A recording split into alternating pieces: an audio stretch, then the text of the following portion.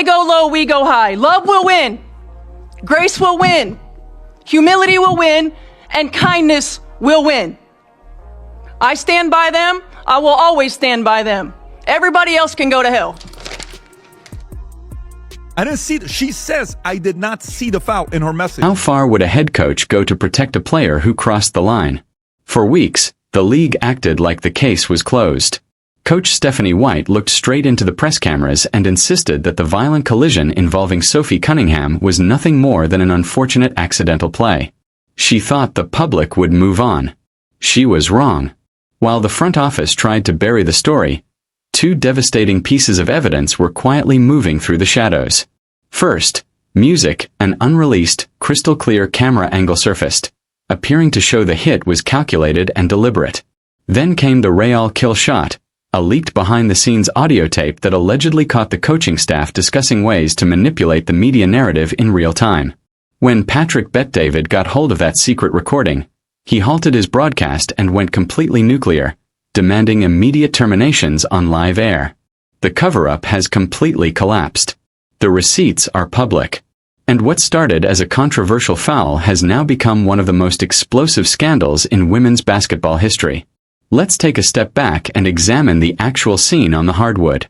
When DeJohnny Carrington sent Sophie Cunningham crashing to the floor, it sent shockwaves through the arena. Sophie is a player known for her relentless hustle. Someone who leaves everything on the court. But what happened that night was not about hustle. It appeared to go beyond competitive aggression and into the realm of sheer recklessness. The immediate aftermath was chaotic. Fans were stunned. The opposing bench was outraged, and everyone waiting for the post-game press conference expected swift, severe accountability. By trying to BS and allegedly trying to protect their player, Sophie, who got a flagrant 2, all the referees agreed that was a flagrant 2. The girl got kicked out, and then she says white privilege, and now she's coming out realizing she was wrong, and she reacts this way. Your thoughts? Keep in mind, none of them have yet to address the white privilege comments. None of these people, whether it's ESPN, whether it's Metheny, none of them have ever addressed the white privilege tweet.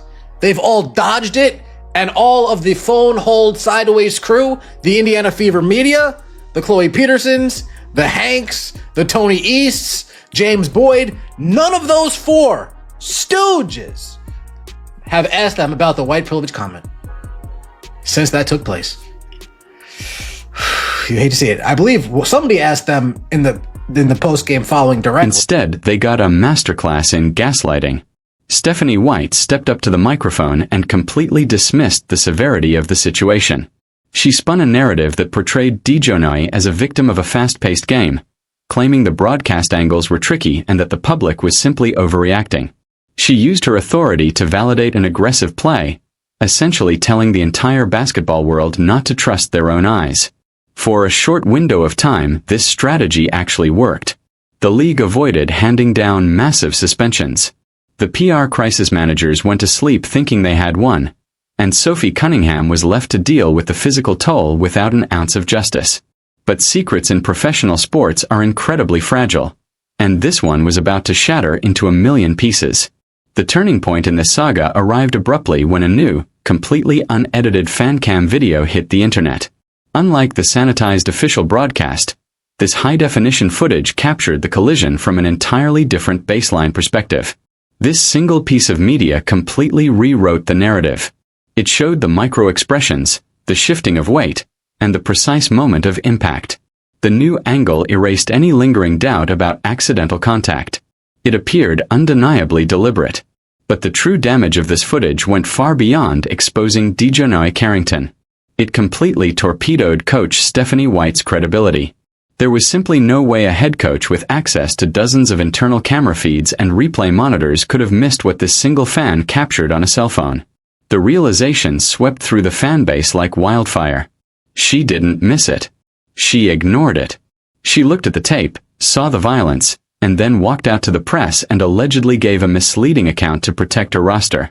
The trust between the coach and the public was severed instantly. Yet, shockingly, the worst was still to come.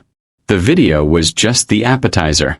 The main course was a piece of audio that would threaten the very foundation of the franchise. To find out what you are. And we are an organization for women only. But because the WNBA wants to play politics and try to win the woke and all this other stuff, they're getting, destroyed right now, and well-deserved. My speculation, like I said the other day, is I believe the WNBA has a bigger problem.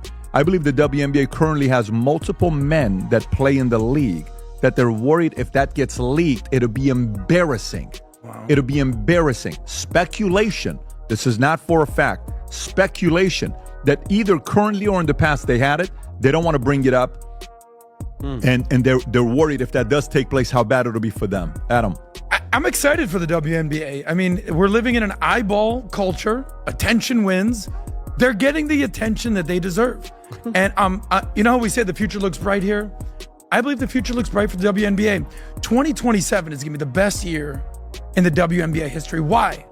They already have two of the most brave, beautiful women that have declared for the WNBA draft. I'm talking about these beautiful, courageous women, NS Freedom and Royce White. Beautiful, brave women who potentially, hopefully, could get drafted by the WNBA.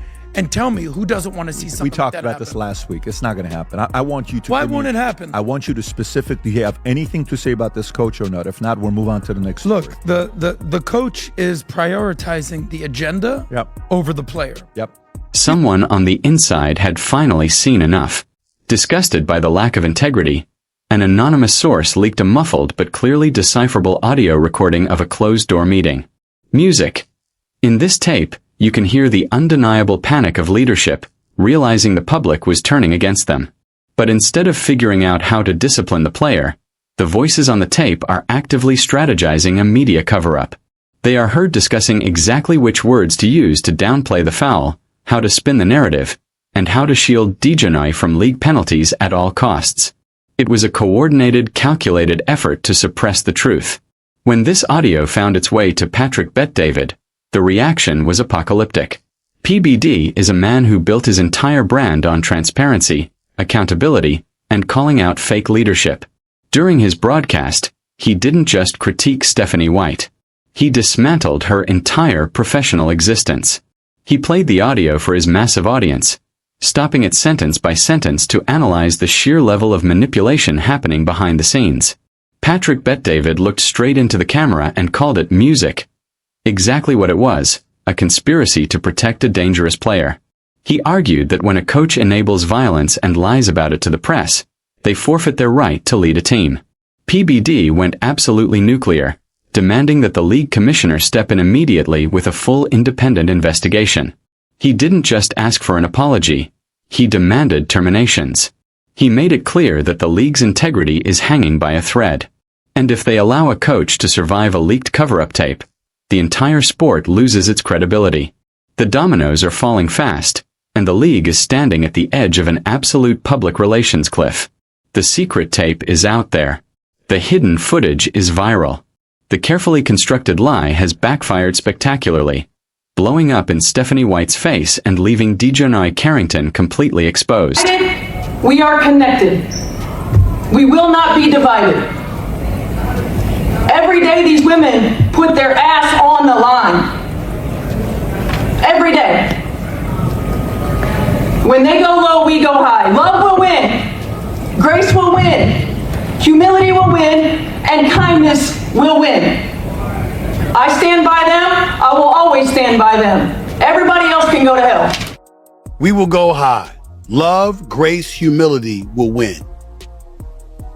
And then you tell everybody to go to hell. You think that's going to work for you, Coach White? Think that's going to work for you? The reality of the situation is none of that stuff will win if it's left up to you, Stephanie White.